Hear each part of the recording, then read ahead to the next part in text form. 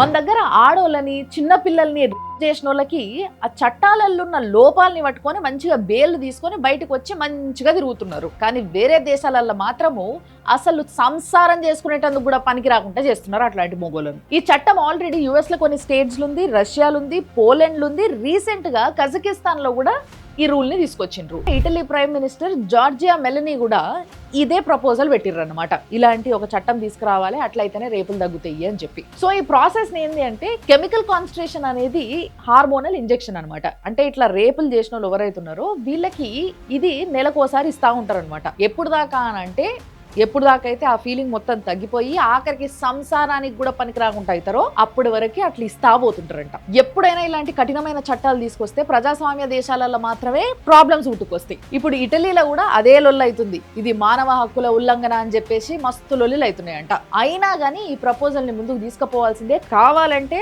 వీళ్ళు మారిండ్రు అని నిజంగా అనిపిస్తే అప్పుడు దానికి రివర్సల్ ఇంజెక్షన్ ఇచ్చి నలిఫై చేద్దాము అనే ప్రపోజల్ కూడా పెడుతురంట. ఇప్పుడు చూసే చాలా మందికి ఇలాంటి చట్టాలు మన దేశంలో కూడా వస్తే బాగుండు అని అనిపిస్తుంది.